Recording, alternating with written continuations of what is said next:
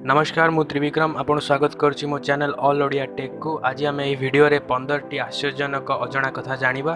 जदि आपन यह चैनल ले नुआ तेबे चैनल को सब्सक्राइब कर दियंतु और बेल आइकन भी प्रेस कर दियंतु काहे कि मु एठी आपन को पई सब बेले किछि इंटरेस्टिंग और नॉलेजेबल फैक्ट्स नै के आस्ता है।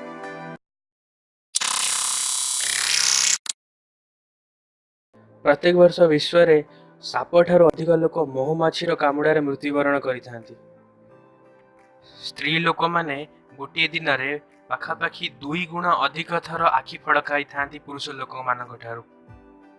आम घरे सृष्टि होतिबा धूलीर पाखापाखी अधिकांश भाग आम शरीरर मृत कोशिका होई थांती। आम हस्तनख गुड़िक आम पादनख ठारू पाखापाखी 4 गुण अधिक तीव्रतार सहित बढ़ी थांती। विश्व रे हाथी होची केवल मात्र स्तन्यप्रायी प्राणी जहाँकि डेई पारि न थाए। जदि आपण गोटे असर्पार मुंड को काटिकी अलगा करदेवे तेबे ताहा स्वतः प्रभुत भावे गोटे सप्ताह अधिक समय पर्यंत जीवित रही पारिबो। गोटे व्यक्ति निजर निश्वास अवरोध करी निजे निजे केबे भी निजको मारी पारिबो नाही। मनुष्यर लाळ बाष्पीभूत हेबा पई साधारण जलर बाष्पीभूत हेउथिबा तापमात्रा ठारू पाखापाखी 3 गुण अधिक तापमात्रा आवश्यकता करे। गोटे नवजन्मित शिशुर शरीर रे 300 घड़ हाड़ थांती। बयस बढ़िबा सहित एही छोट छोट खंड हाड़ गुड़िक परस्पर सहित संयुक्त होई शेषकु 206 खंड रही जाती। डॉल्फिन हेउची एकमात्र जीव जहाँकि गोटे आखि बंद और गोटे आखि खोला करी सोई थाए।